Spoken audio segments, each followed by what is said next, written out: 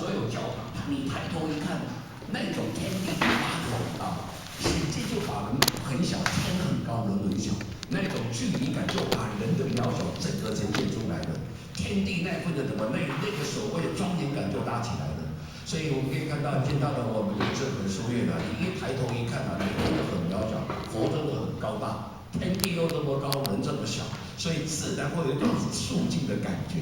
尊敬的感觉，所以敬教的环境可以带人，敬教一个环境可以带人啊，所以我们可以看到庙里面来来去去，出出入入，你在那边讲道一定没有人听，你要当你神经病，你知道吗？但是在这个地方讲歌会有人听，因为大家很安静，因为大家真的有这份诚心敬意。各位道亲是不是？各位道亲是不是？要听一节课也不容易了，你前世真的还修得还好啦。前世修的还好，这次能够做人了。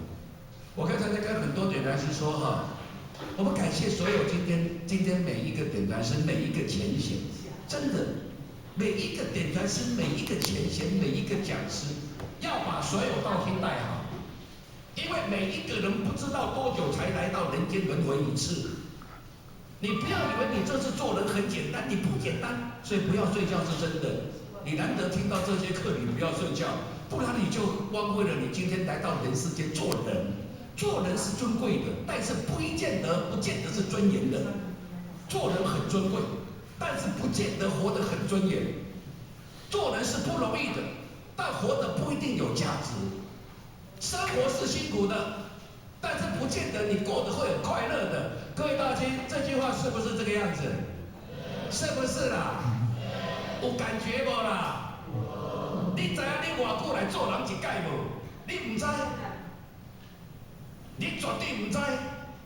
你为什么能够来做人？因为你前世累积一点点的因缘，跟善缘，你就跟着你的前贤，跟着你的点开师。你为什么这次进到我们道场？你唯一只剩下一件事，就欠这一指点。当你得到我们的名师这一指点，补上一点点人间的功德。补一点点人就的功德，来还掉累劫以前的所有业障，在人世间这个宇宙当中，真的不要再轮回了。做人真的很辛苦的一件事情。如果家境好还好，如果家境不好，生活那么辛苦，你真的每一个年代都要这么走过去吗？所以在佛家才讲，我们叫做生死有两个，一个叫做分段的生死，一个叫做圆满的生命世界。众生都是在分段的一段。所以我们在那个所谓的世俗语言才有这句话：生生死死，死死什么？生生生死生死生死，生生死死死死生生。在佛经来讲，那叫做分段。每一个人来到人间是这一段，凭你这一段来决定下一段，所以佛家才有这句话吧：欲知前世因，今生什么受者是；欲知来世果，今生什么做者是。我们都会念的，我们真的没有想到这么严重。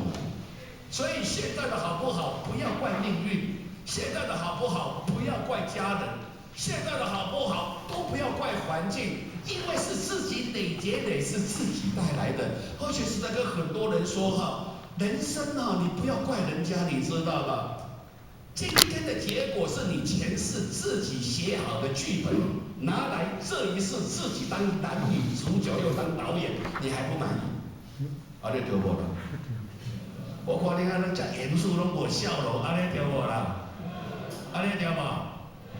我讲较慢嘞，你听无啦，你听。我多少贡献？我跟他讲什么？是的，是啊，你今天的这一切，都是你前世自己写好的剧本，拿来这一世自己当男女主角兼导演来演，你还不满意？台语讲哦，这世好啊，唔免怨天怨地啦，爱问家己啦，迄剧本你是真实家己写的。写来这世，家己来做男女主角兼导演，你都无满意。咱即摆爱卡出一件代志，好好行点功利点德。我们都不要再谈什么了，就把行功利德这件事这四个字，好好放在心里面。各位道亲是不是？新民班的举手，新民班。新民班的举手，请放下。至善班的举手，至善班。其他的这班的请放下，请放下了，不简单。佛啊，跟他的弟子说，假设我只给你4天，你选择哪4天？当然我们都看过，叫做春夏秋冬，全部包括了。所以他弟子也很聪明。佛就说，那我给你3天，你要选择哪3天？昨天、今天该什么？明天。佛写的书你在顶住。佛说我给你2天，白天跟黑天。啊，你得住厉害不？佛说我给你1天呐，你要哪一天呐？弟子说每一天呐。所以才有我们的每一天。各位道亲对不对？对不对？走进道场这么久，用1个字来表示你的心得，你要用哪一个字？走进道场这么久，走进道场，你认为用1个字来代表你对今天整个的感觉，你要用哪一个字？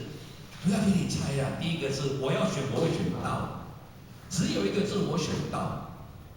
如果要选2个字，选哪2个字？我真的叫做感恩，感恩，因为有一个道，我很感恩。我等一下讲我怎么会感恩。假设我用3个字，你要选哪3个字？跟我互动一下。如果只选1个字，选哪1个字？选2个字，选哪2个字？选3个字，哪3个字？啊？很感恩了、你真的很厉害。3个字我选，我愿意，我愿意。我等一下讲给你听啊。选4个字，哪4个字？哪4个字？天恩师德。我们再说一次好不好？选择1个字，哪1个字？选择2个字，选择3个字，选择4个字，选择5个字。5个字是哪5个字？抱起合同自己念，不能讲哦，知道吗？知道的拍个手。各位姐姐，你是真的知道还是假的知道？抱起合同当下那5个字，你知道吗？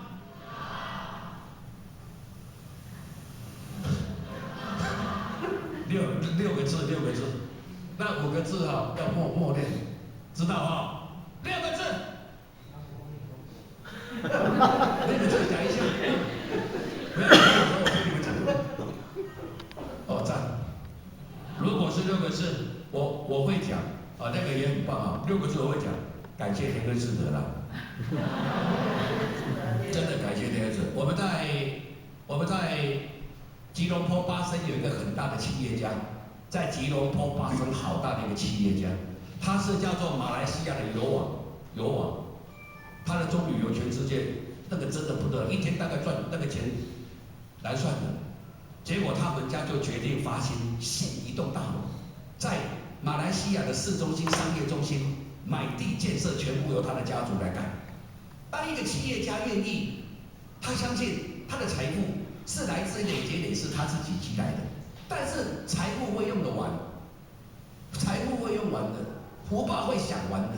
他愿意让他的儿孙不是只有享用他家族的财富，他希望他的儿孙能够具足圆满的功德，所以他们愿意把所剩下这么多的钱，他们在马来西亚市中心，在巴生一个商业区整个奉献出来，买那块土地，全部是商业区哦，再加上他盖的，他自己来干。当他们在盖庙的过程当中，他一个资金一个人干，但是却遭到很多横逆之事，因为很多道亲很有意见，一下这个一下那个。他说你们都不用出钱，还给我指指点点。他们人世间花钱很简单，最困难是人事的问题，对他指指点点。他真正受尽很多人世间不必要的干扰跟困扰。他的太太很信任他的先生，花钱受累，受到很多道亲无情的语言的批判。他太太就讲一句话，人家都念5个字，我每天晚上念6个字。我说我们念5个字，你念哪6个字？他说我一生当中感谢就是感谢天恩师德。他天天睡觉前就是讲6个字，感谢天恩师德。让我们今天的家族有一点点财，却能够怎么样，还能够为道亲众尽心服务。他就是这么感谢他的天恩师德。所以在座各位新道亲，人来到世间，像先佛说的，你要具备你是哪一款人，你是什么款的人？用台语带好听，用国语不好听。你是哪一款的？你要很清楚。哪一款台语叫做你是什么款？安尼对吗？安尼对吗？你是哪一款？我们先佛说人有3款，第一个叫存款。你银行有没有存款？有没有啦？人家不会给你借钱的，不要这么小声的，有没有啦？有。啊，但是你银行有存款，偶尔要花钱，要不要提款？还是都不用提款？当你银行没有钱要去刷卡，那叫做什么款？贷款，对吗？先我说人也有3款嘛，人有哪3款？第一个，多进到道场里面来行功立德，叫做什么款？存款。讲一次，多进到道场来行功立德，叫做什么款？存款。今天来到佛堂有没有存款？有没有？人家在讲课，你在睡觉，那叫做提款。人家讲的欢欢喜喜、快快乐乐，大家笑得开开心心，掌声不断。你一个人在一直低头，你浪费了你的生命。你偶尔难得来提款，不来存款，你又不断的在提款。当你提款过度，就叫做什么款？贷款。当你提款过度，叫做什么款？贷款。各位在这个浅显修行过程当中，不见得顺利呢。我们有一句话：3世因缘一世修。我们现在叫做3世因缘一世修啊。我们在人世间不是叫做分段嘛，一段一段，有没有讲过这句话？有没有刚才讲到一段一段？有没有？要以一段一段，道的可贵就是今天凭你这一指点，行功立德了所有3世业障呢，了呢，让你这一世因求道，跟着道场前贤照顾你，让你还能够办点道，存点款。各位前贤，存一点点款，你这款你现在讲要存偌济款，我是看无啦。第一点，你也无热忱啊啦！办道要不要热忱？办道要不要热忱？眼睛要不要大一点？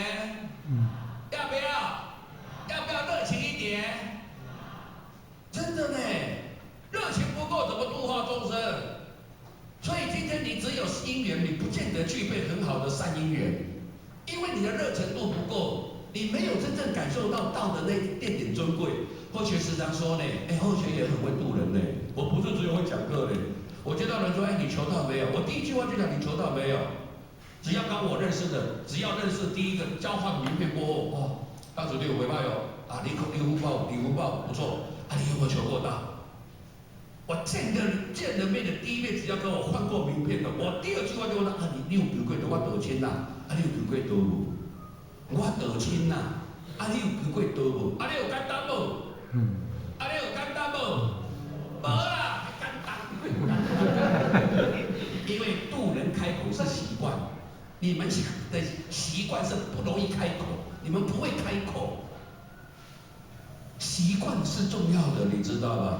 而且在很多地方一交换名片，哇，当时就各位先生不错，我是一贯道的，我是道亲，你求过道没有？我是道亲。我第二句话就直接问他：你求过道没有？我嘛道亲，你恭喜哦，咱道亲嘞，第一点拉近关系。我遐袂咧，生意做遮大，事业做遮好，不然去拜拜一个求道一个，对你更较好。安尼哦，你看我拜三要办到啦，你来啦，免讲道理啊，你出来就好。你有简单无？第一个我们彼此身份够，背景够。事业做遮大，毋知道会尊贵。求道对你偌好的事业，对你偌帮助的呢？你讲我用钱嘛求道，事业哪做遮好？早到我嘛道亲讲，我袂顶传书咧。你看伊事业嘛遮大，你敢有人？你做做小事业，毋知影求道爱靠天来你保庇嘛？所以你拢无来求道，差遮多就差一点，来求的。后学直接渡人啊！我后学当隐师，直接渡人超过600-700人啊！不是当宝师，我当隐师。后学不是会讲课而已，我很喜欢渡人，所以我第二句话就是问他：我是道亲，你有求过道无？名片交换的第二句话就我是道亲。介绍于无形当中，我有没有推荐我自己？有没有？我道歉呢，啊你有求道无？第二、第三句话都是都确定伊有求道的身份无？啊你都准备要来做道歉啊？所以开口渡人是习惯，那个不是技术，是你心中有没有真正想行功立德？你真正有没有慈悲想度化众生？各位贤贤，你有慈悲想会度化众生不啦？所以今天道场是给我们一个机会来了三世因缘呢，真的了三世因缘呢，各位贤贤。后学最感动，后学在2年前到巴西回来，后学去过巴西。后学到过巴西之后，看到台湾人在巴西办道那份心，真的很感人，你知道吗？50年前，50年前，很多人还没有出生呢。50年前年轻人，少年啦，你50年前还不台湾的环境不好嘞，年纪较大的，50年前台湾环境不好，对不？对不啦？50年前环境不好哦。他们前人说，他们前人是从东北过来的，东北啊，当时1948，这边有很多人是听不懂台语的，我还是用我的华语讲。1948年两岸发生变化过后，他们的前人是从东北过来到台湾，但到台湾呢，土地太小，人口不多，他们就决定讲一句话：，与其要从一个新的地方开始，不如到大一点的地方去办道。他们的点赞是说啊，建宁哪里比较大？建宁嘛，不知道哪里比较大，地图随便一拍刚好拍到巴西啦。一直按巴西，现在看大点巴西啦，都去巴西啊。你知道台湾到50年前，台湾到巴西哪有飞机？连转机都不容易哦。在哪里上船的？在基隆港口上船。基隆港口上船，基隆港上船，坐船坐几天？73天。哦。啊，连风浪中啊，飘，海摇，啊，派去个所在，那个所在叫做什么溪？巴西。50年来回台湾2趟，在那边人家称为他真正是什么人间的什么人间王，每个人见到他就是人间菩萨，都给他鞠躬，无老点端师。50年来在当地没有一个人不给他行恭敬礼的，无老点端师，将近80岁，50年来在那个地方回台湾只有2次，人家那种牺牲奉献。这一生真的够值得了，各位浅浅，这一生真的够值得了。每一个人见到他，当地巴西人哦，用巴西人葡萄牙语言的哦，见到他就是鞠躬。他给自己只有提醒2句话：一心度人，一心办道，一意度人。离乡背井到巴西要干什么？一心一意，就是为了办道，就是为了度人。所以后学回来就跟很多人讲，我真的是人家那个，所以我后学在渡人，第一句话就讲：哎呦先生你好，薯条做几好嘞，我道歉啦，你是你有求过无？我第3句话就直接问下去了，我道歉，你求过道没有？所以后学能够渡人我后学渡人没有讲过道理，我道歉，你有求过无？无，我拜三要办到你来者，这摆无时间了，我逐礼拜3都办到你，无你后礼拜才我来。我不会一次就给他第1次没有时间，我马上约第2次时间。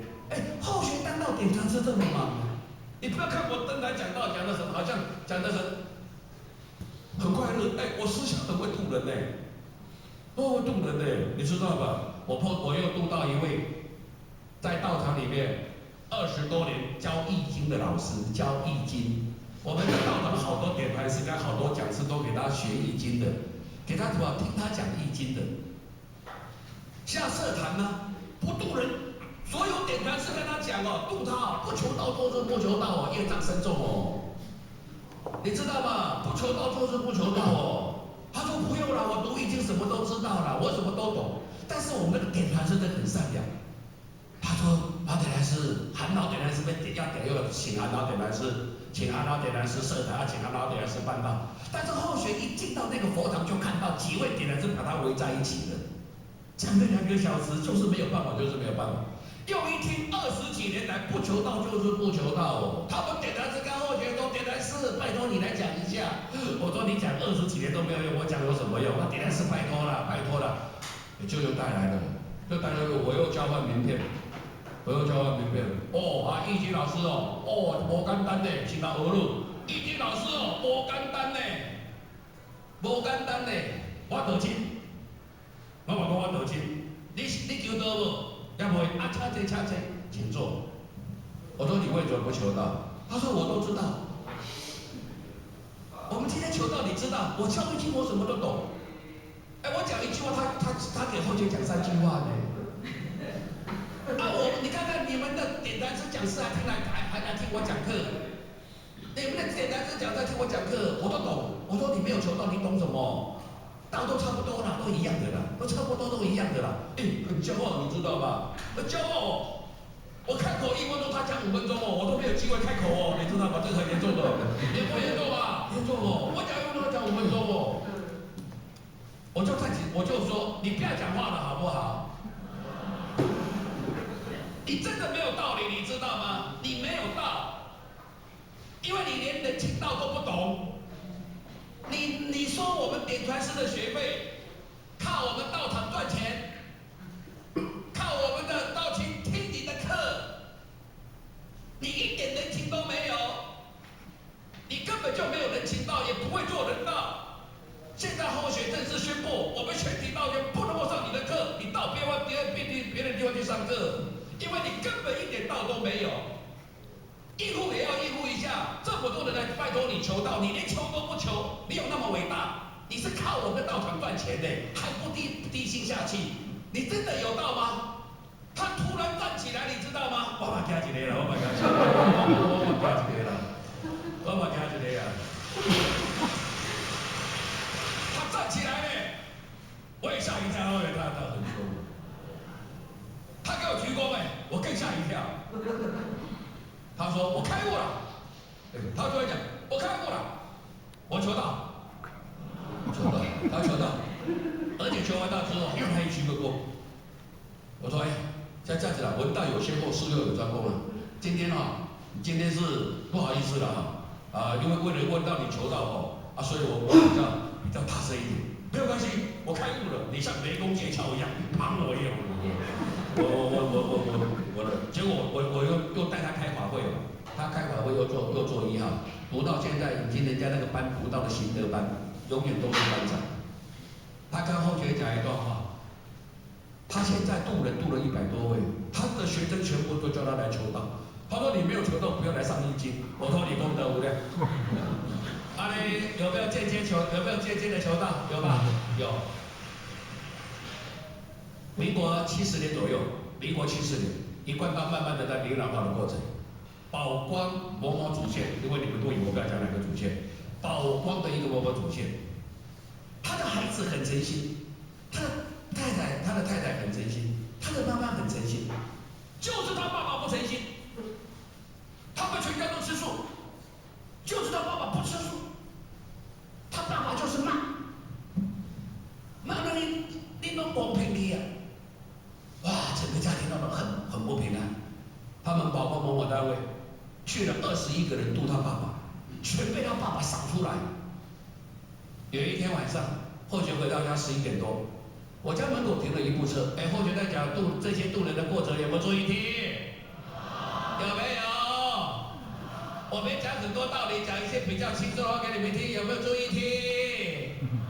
因为你要晓得渡人不简单的是习惯的问题。回到家我11点多，我家怎么停一部很陌生的车子停在后学家的门口？怎么有一个我认识，但是不是很熟悉宝宝的道歉来到后学的家？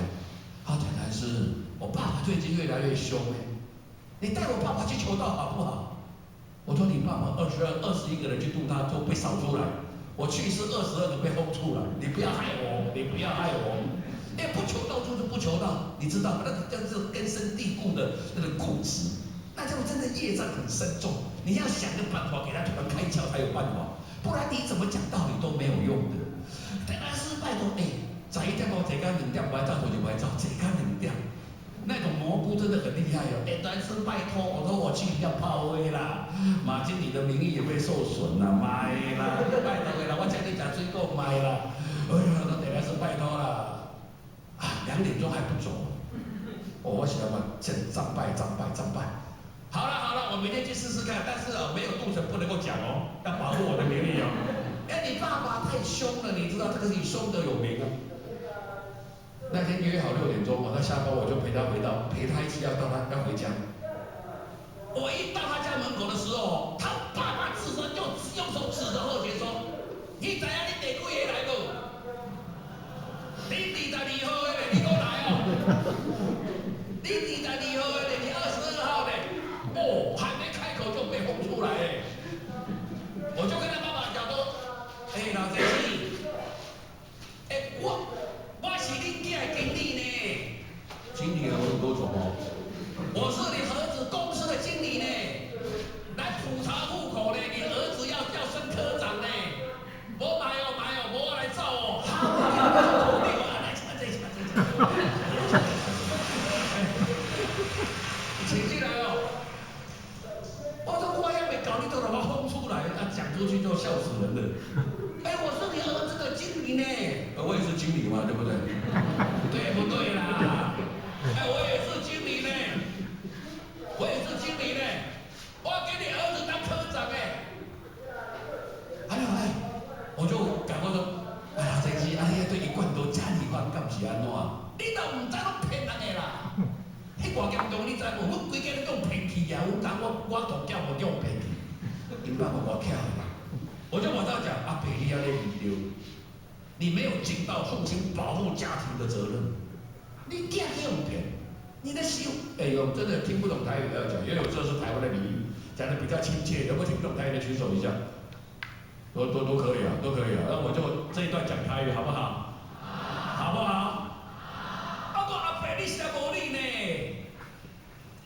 你规家去用骗去，家你无去用骗去，你也去保护你规家呢？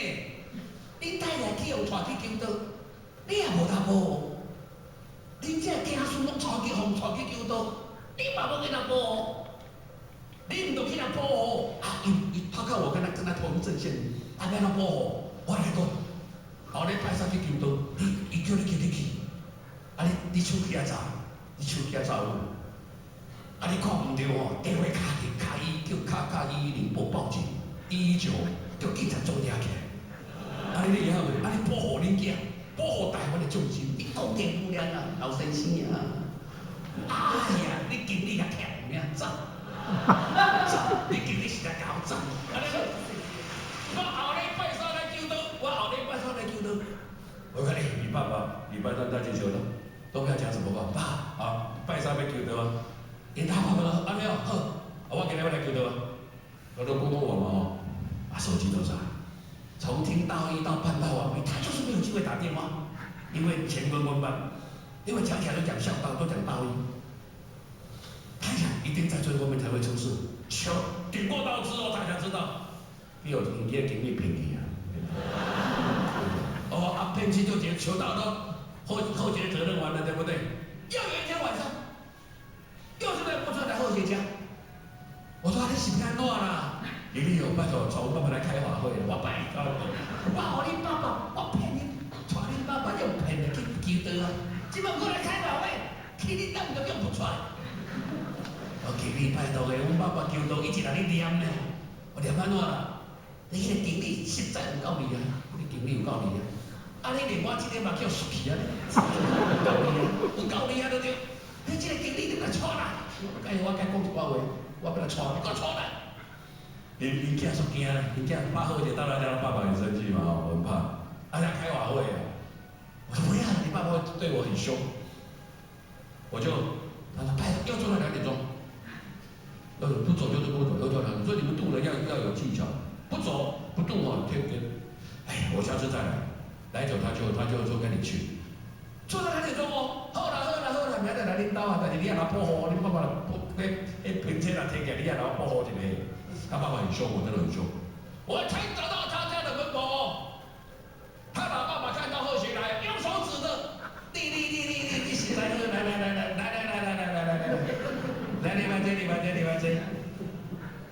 这摆要安怎啦？这摆你代志要安怎？你讲嘛，我这摆处理啦，你要安怎啦？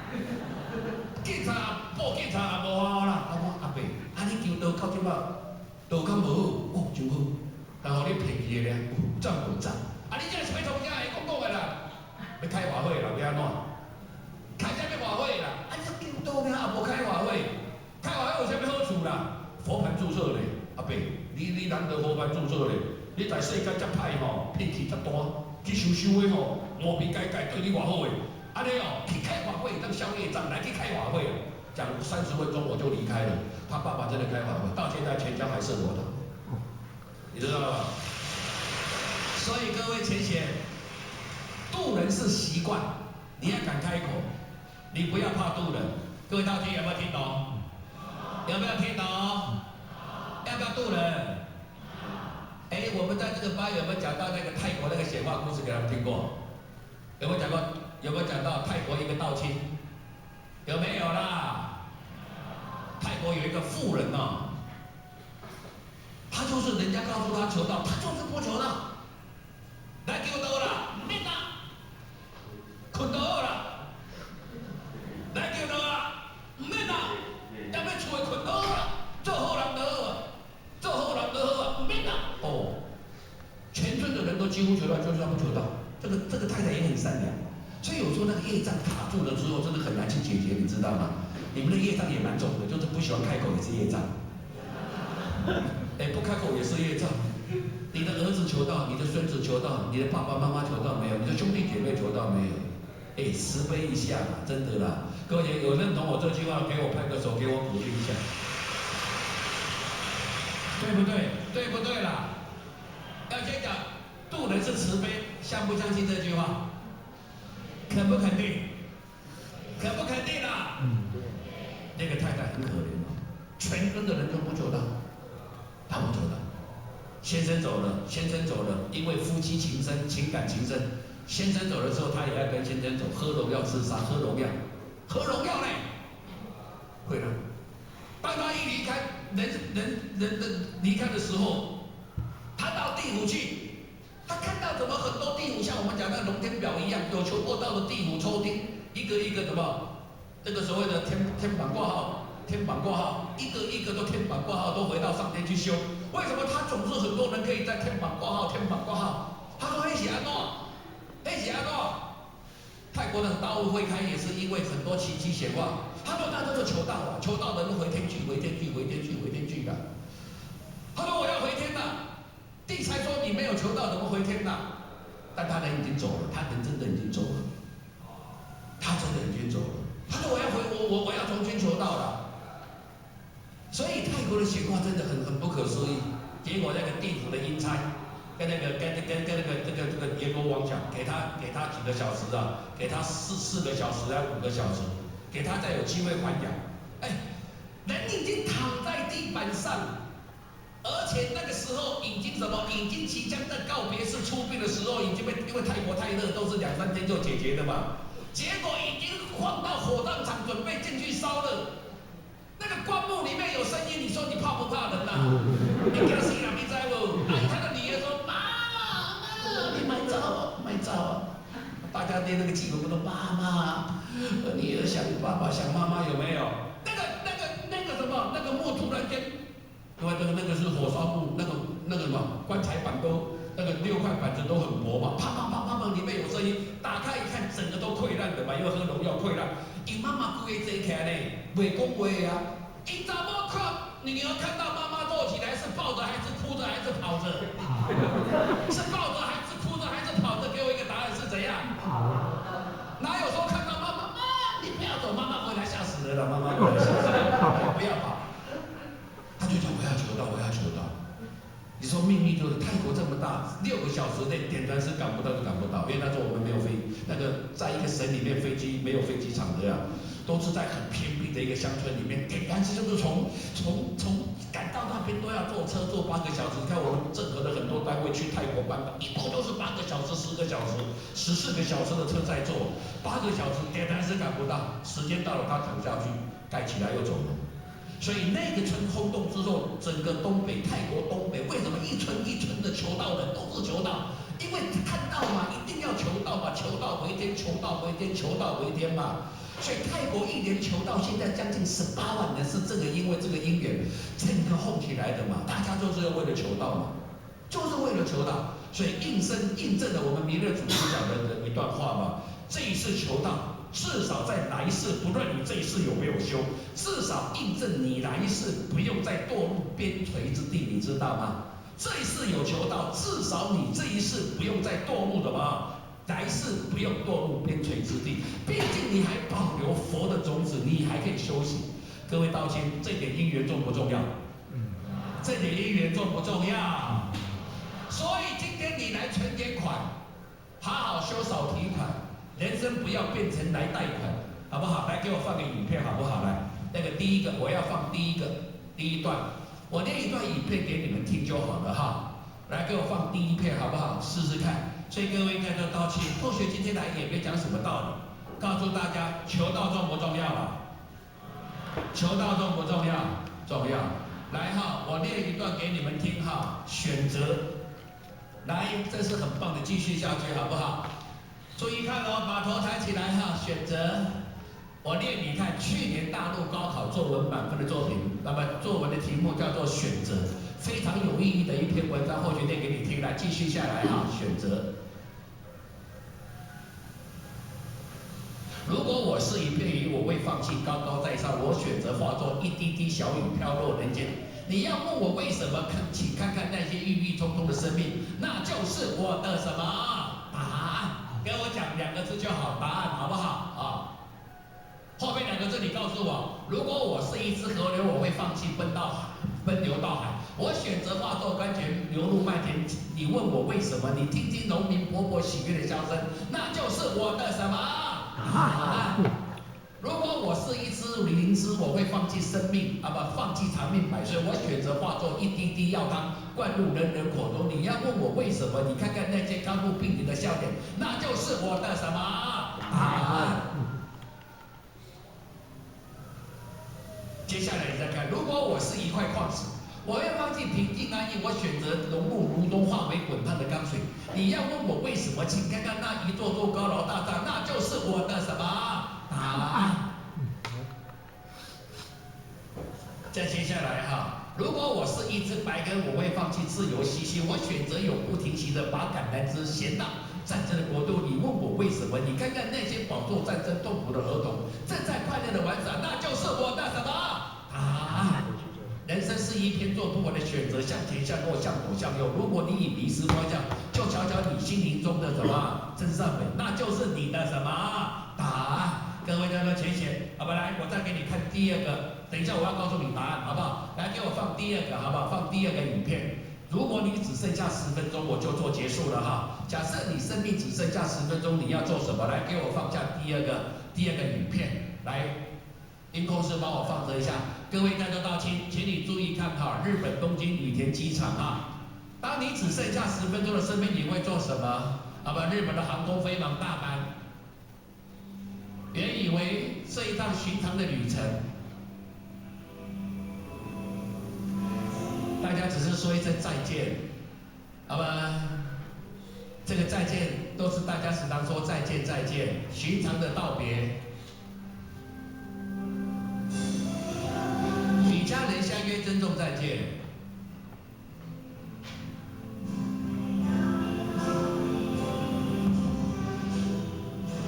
一如往常的登机了，大家注意看了，这段影片真的要注意看哈，开心启程了。12分钟过后，发生一个很重要的一件事情，刚刚起飞而已。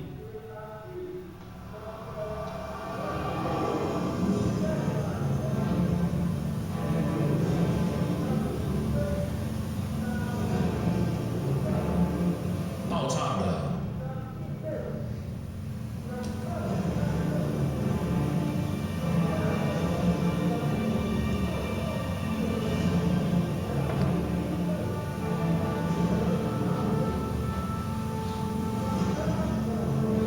完全失控了啊！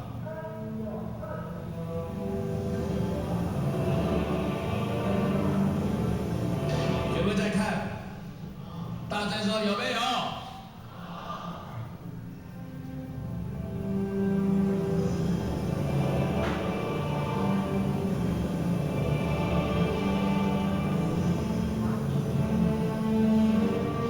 面对死亡的那一刻，你到底会做下什么？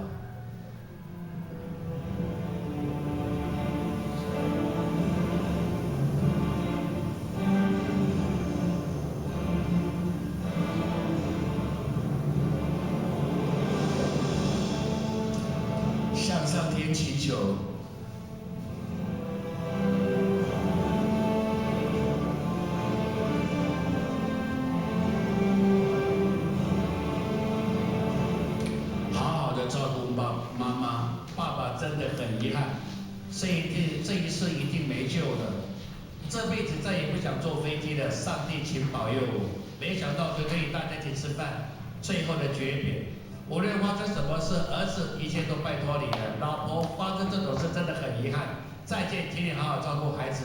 现在6点半，飞机正打转，正在坠落。我至今为止的人生真的很幸福，感谢你们。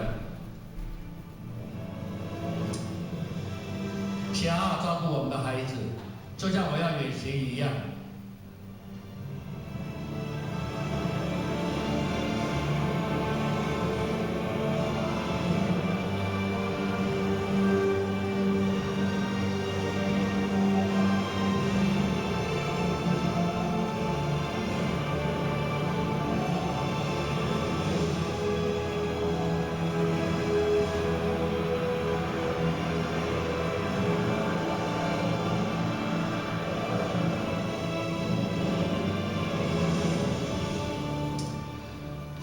看这边一下好不好？看这边一下。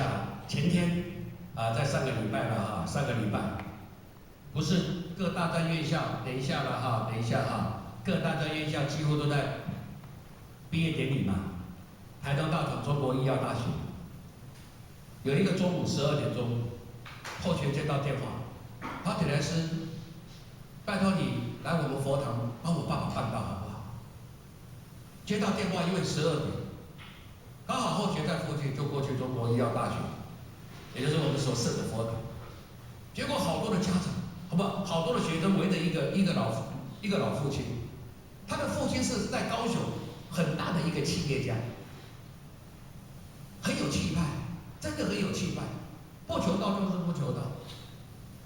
那后学也到了，我看到这个很尴尬，我以为后学都以为表文写好，孩子大家跟着他爸爸讲，老爸爸来求道来求道，其他都求道，就他爸爸不求道，他的孩子就跪下来，真的这样跪下来。他跟他的爸爸说：“爸，也许我真的要谢谢你照顾我，但是我要告诉你，我将来不一定能够给你什么。儿子能够做的就是给老爸爸。您将来在人生的这段过程走后，您还能够不用来到人间受苦的这件事，是儿子可以做到的。老爸爸，你要给我一次机会，就是跪下来求个道就好了。”他跪下来求他爸爸。他爸爸问我说：“我的孩子为什么这么信你们？”我就告诉他老爸爸说：“先生，你的儿子不是信我们，因为他有感受。你如果爱你的孩子，你应该求道。我问他，你的事业做得很大，你有张荣发大，你有张荣发大吗？张荣发为什么他的企业做这么大的一个大董事长？他太太还当前人，他本身就是点传师，他为什么要尽社会的责任？他讲一句话：渡人才是我的什么？才是我的事业。我现在的事业是尽一份社会的责任，办道才是我真正的良心事业。我一心就是为了办道。所以长荣的海运每一艘船上面都是一间佛堂。张荣发总裁发的大心愿，这么大的一个企业家没有放弃过渡人。他老爸爸听到这句话，看他孩子跪在那，他老爸爸就把他孩子牵起来，我求了孩子，谢谢你，虽然你给我的不是物质，至少在精神上我能够感受。孩子，谢谢你，他真正求道，真的。有时候或许会跟我的孩子说，好在老爸爸也没给你们留下什么，给你们留下个精神，至少我们的全家将来在这个人世间不用再轮回。我们全家能够爸爸妈妈给你们的是，在这个人生的过程中给你们平安，给你们知足而已。我们内在的物质世界是幸福，但在精神层面，我们很有保障。就是我们全家将来都会回天相聚，不用再来到人世间。孩子们，你要体谅你老爸爸、老妈妈办道这份心。我的孩子都懂得老爸爸、老妈妈为什么天天在外面办道。所以我也跟很多的台统讲师说，你要感谢你的爸爸妈妈，你爸爸妈妈就是给我们下一代将来现在在人世间，精神的生命能够回天，精神的生命能够回天，将来全家大大小小都在上天各洞各府修集。所以今天你是家长，你度你的家人没有？你爱你的孩子，你的孙子抱来求道没有？你的爸爸妈妈年纪大了，你有考虑到你爸爸妈妈这样的去处没有？各位前贤，真的问问自己，就是点那一下，你知道有天差地别吗？就是那一点就真的不一样了。你们就是不愿意开口，所以渡人一定是要怎么习惯？爸来求道，妈来求道，孩子去求道，孙子抱着就来求道。做阿公阿妈一定有权利抱着孙子来求道，不是只有媳妇的话而已。因为你爱你的孙子，你一定要带他们来求道。各位在座的道亲，后学这么讲，大家接不接受？接不接受？你的同事这么好，你的朋友这么多，你为什么不带他们求道？所以我们的佛老师讲一句话：众生因你得救，你因众生成就。你不开口，你的同事们没有办法求道。所以佛老师有一篇白话训。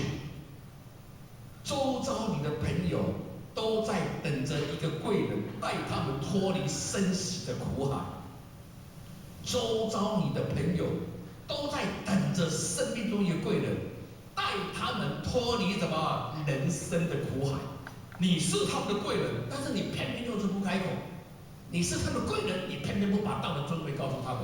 唔免讲道理哈，各位道亲，咱求道先叫人来学堂，唔免讲道理，讲道理你讲输人啦。因一句你都嫌弃啊啦，因为你听你对道无了解嘛，求啥个啦？干嘛安尼？你规个嫌弃啊，你都讲袂出来啊！来拜拜，你去你都知偌好袂？来一个啦，你就知啊啦。你后摆感谢我，你知无？所以讲清楚带来，讲不清楚带来给前贤讲，先带人家求道，花不花心是另外一回事。至少先给很多众生取得保留佛的种子的一份善因缘。各位大亲，这句话了解吗？取得保留佛的种子的善因缘。所以后贤建议大家没有渡人的习惯渡人，家人至少要先求道，家人至少要先求道，来对自己的家人尽一份关怀家人的爱心。各位前贤，大声一点，好不好？好不好？你的同事都要求道，真的好朋友就要给他这个机会。好朋友就要给机会。后前讲一个笑话给你们听。韩老奶奶是大家都认识吧？三才大家认不认？知道有三才吧？玉龙有没有三才？有一天我们在玉龙，韩老奶奶是开完会出来，有一对年轻人就看到韩老奶奶就拉他，老先生，你很善良呢，我们家要设佛堂，你来求道好不好？那韩老奶奶是求道的。韩老奶奶是说，你认识我吗？就是你看你很善良啊，所以带你来求道啊。你很善良，你很善良，你很善良，你知道吗？他说你看我就很善良。那个韩老女儿也很慈悲，笑笑说，回去跟你们前人说，我姓韩，就知道我是谁了。老先生知道没有用了，要来求道才有用啊。人家执不执着？我真的服了这些道亲，知道没有用了，要来才有。人家道亲真的不认识韩老奶奶是啊，他前人认识，他不认识啊。那韩老意思说，你回去告诉你们前人，我姓韩，就知道我是发一图的韩嘛。但是他们的内心道亲说，知道没有用，好来才有用。那个廖师正讲师摩托车骑着要出门了，被拦下来，少年，哦，你这善良的呢。我要省的，你来问到普陀后不？那是亲戚朋友渡到没有人可以渡了，在街上渡，你看那份心，我们不是人一大堆放着在那边不给人家渡，你回去糟糕了，你下次还要再来。你就干脆这次就开口，有开口就责任免了，你知道吗？有开口就好哦，啊，不爱来请他会来请，尽到你的责任。或许给你一条退路了，不要说我不给你退路了，至少你要开口了。拍手一下，我给你解套嘞。但是要一次又一次哦，人家渡了22次，要像我后学很勇敢哦，22次哦，去把人家全家渡到现在设佛堂，重不重要啊？重要。所以渡人真的很重要。所以有那一点没那一点，真的差很多。所以来到人世间，就是求这一指点。重不重要？重要，带人家来求道。各位家长道歉好不好？雪梨哈，华美来是有到雪梨，林立宝林讲师，你们跟那个林点燃师，还有张在清，我们各位点燃师有当过雪梨，甚至有一个叫做什么讲师？大陆那叫什么讲师？花讲师。老爸爸80岁生日，从雪梨回到福建乡下的老家，要给他爸爸做生日。他给他爸爸生日就是带点燃车去，要帮他爸爸求道，帮他爸爸求道。共产党的世家，老共产党的世家，他爸爸怎么会觉得他爸爸又是共产党的干部？他又不敢讲。他跟他太太两个人，马讲是两个人。回到他的家之后，他爸爸好开心哦，因为媳妇儿子媳妇从这个雪梨啊，特别来给他做生日。他说老爸爸，他带了一个点燃师哦，有点燃师才能够点到嘛，带了点燃师哦。他说儿子啊。你带了一个人来，这个人是谁啊？老爸爸，林大寿，送你一个礼物。他老爸爸一看，双手空空的，这个人是拿什么礼物？什么礼物？什么礼物？老爸爸，